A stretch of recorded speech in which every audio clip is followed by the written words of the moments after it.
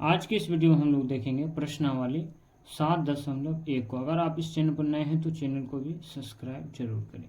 पहला प्रश्न इसका है, चित्र में सर्वांगसम रेखा खंडों को छांटिए। सर्वांगसम कहते हैं दो आकृतियां जब आकार एवं माप में समान हो, आकार एवं माप में समान हो हमारे, उसे हम कहते हैं सर्वांगसम। रेखा खंडों में क्या होता है, जब दो रेखा खंडों की लंबाई समान हो, जब दो रेखा खंडों की लंबाई क्या हो, समान हो, हमारे उसे हम लोग कहते हैं सर्वांगसम। इस चित्र में हमने क्या किया, एक स्केल की सहायता से सभी को हमने क्या लिखा, सेंटीमीटर में हमने इसको लिख लिया ताकि आपको समझने में और भी आसानी हो। ए बी हमारा क्या है, 3 सेंटीमीटर है, उसी प्रकार के एल हमारा 3 सेंटीमीटर है। यह दोनों रेखा क्या है, दोनों रेखा की लंबाई समान है, तो यह क्या होगा, यह हमारा होगा सर्वांगसम। उसी प्रकार सी डी हमारा कितना है, 2.3 सेंटीमीटर। आई जे रेखा भी हमारा है 2.3 सेंटीमीटर। इन दोनों की लंबाई क्या है, समान है, तो ये दोनों क्या है, एक दूसरे के सर्वांगसम है। यह तीनों क्या है, सर्वांगसम नहीं है। तो चलिए हम लोग इस प्रश्न को भी और अच्छी रीति से समझते हैं। पहला प्रश्न हमारा क्या है, सर्वांगसम। दो आकृतियां जब कि आकार एवं माप में समान हो, वे सर्वांगसम होती है। यदि दो रेखा खंडों की लंबाई समान है तो वे सर्वांगसम होंगे। पहला प्रश्न में हम लोग क्या देखते हैं, ए बी हमारा क्या है 3 सेंटीमीटर और के एल हमारा है 3 सेंटीमीटर। इसको हम लोग लिखेंगे ए बी सर्वांगसम है किसके, के एल के। हम इसको लिखेंगे ए बी एवं लिखेंगे क्या, के, ये दोनों क्या है, सर्वांगसम है। दूसरा इसमें सर्वांगसम कौन सा होगा, दूसरा हमारा होगा सी डी एवं क्या होगा, आई जे। तो हम लोग लिखेंगे सी डी एवं आई और जे। इसमें करा सर्वांगसम रेखा खंडों को छांटे, तो हमने दो सर्वांगसम रेखा को इस तरह से हमने छांटे हैं। दूसरा प्रश्न है, सर्वांगसम रेखा खंडों को मापिए। यानी सर्वांगसम, जो सर्वांगसम है यानी जिन दो रेखाओं की लंबाई समान है उसको करा रेखा खंडों को मापिए। किस तरह से हम लोग इसको लिखेंगे, यह हो जाएगा हमारा दूसरा प्रश्न का उत्तर। लिखेंगे ए बी एवं क्या हो जाएगा, के एल रेखा खंडों की माप। ए बी और के एल हमारा कितना हो जाएगा, ये हो जाएगा हमारा 3 सेंटीमीटर। उसी प्रकार हो जाएगा सी डी एवं आई जे रेखा खंडों की माप बराबर, ये हो जाएगा हमारा 2.3 सेंटीमीटर।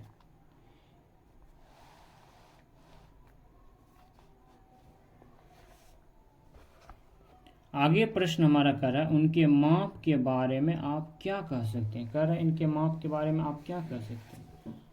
हम लोग कह सकते हैं जब दो रेखा खंडों की लंबाई समान है तो वे सर्वांगसम होते हैं। क्या लिखेंगे, हम लोग इसमें लिखेंगे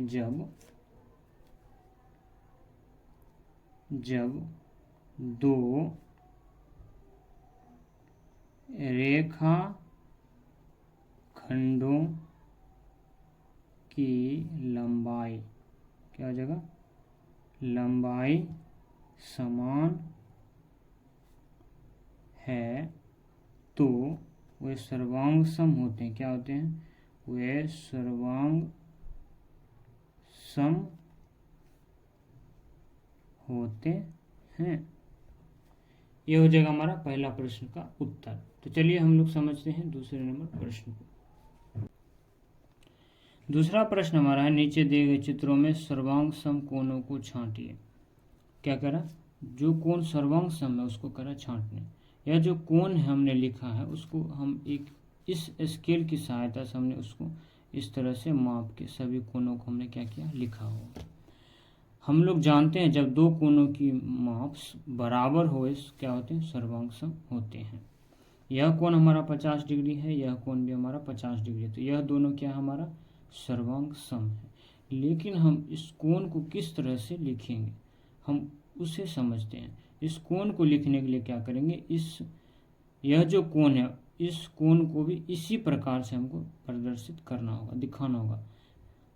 आपको समझने के लिए हमने क्या किया, यह जो कोण दिया हुआ इस कोण को हमने इस कोण की तरह हमने कुछ इस तरह से लिखे हैं।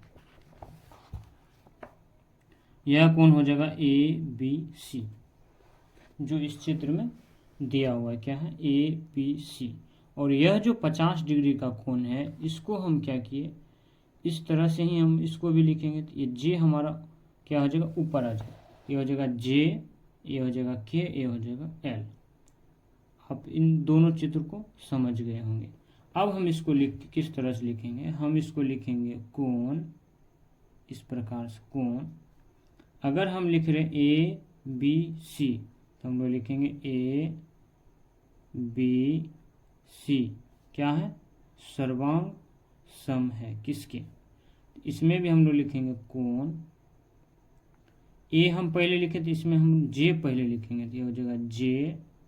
और उसके बाद हम B लिखें तो यहाँ लिखेंगे हम लोग K, और इसको लिखेंगे L। आप इस तरह से नहीं लिख सकते LKJ, नहीं, जिस तरह से यह कोण है उसी तरह से इसको भी लिखेंगे, क्योंकि अगर यह कोण को हम इस पर रखेंगे तो यह क्या करेगा, इसको पूरी तरह से क्या करेगा, ढक लेगा। उसी प्रकार हमारा दूसरा जो चित्र है वह है 120 डिग्री का, उसको भी हम क्या किए हैं, कुछ इस तरह से हमने, आप इसको समझ जाए इसलिए हमने इस चित्र को भी इस तरह से हम लिखे हैं। दोनों चित्र को एक समान रूप में हम लिखे हैं। तो यह हो जाएगा हमारा कोण DEF, सर्वांग सम है किसके हो जाएगा, कोण GHI के। इसको लिखेंगे कोण GHI के। अगला हमारा हो जाएगा 35 डिग्री का कोण, इसको हम लिखेंगे MNO। तो ये हो जाएगा कोण MNO, सर्वांग सम है किसके, तो ये हो जाएगा कोण PQR के। ये रहा हमारा दूसरा प्रश्न का उत्तर। आगे हम लोग देखते हैं दूसरा प्रश्न है, इसमें से सर्वांग सम कोणों को मापिए। यह जो है हमारा तीनों सर्वांग सम कोण है, इसको करा मापिए, तो हमने इसको माप लिए हैं।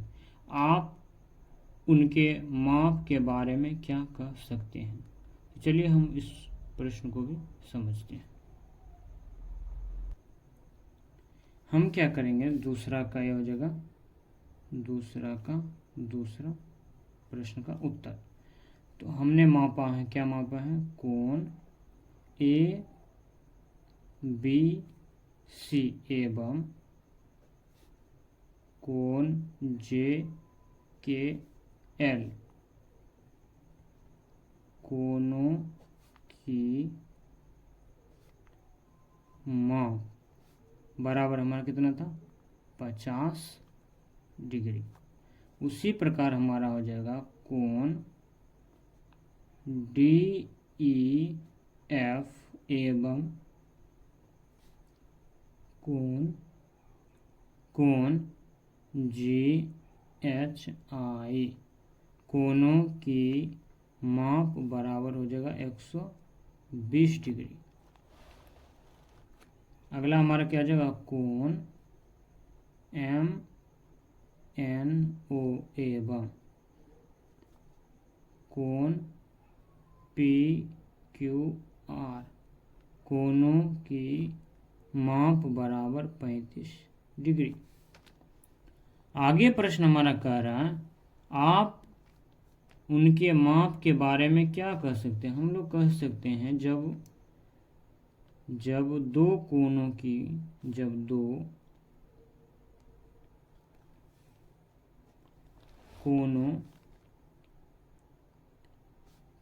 माप क्या हो, समान हो तो वे सर्वांगसम होते हैं। क्या होते हैं? वे सर्वांगसम होते हैं। यह रहा हमारा दूसरा प्रश्न का उत्तर। अगर आप इस चैनल पर नए हैं तो चैनल को जरूर सब्सक्राइब करें और बेल आइकन को भी जरूर दबाएं। आज के इस वीडियो में हमने देखा प्रश्नावली 7.1 के एक और दूसरे प्रश्न। अगले वीडियो में हम देखेंगे तीसरे नंबर प्रश्न से। धन्यवाद।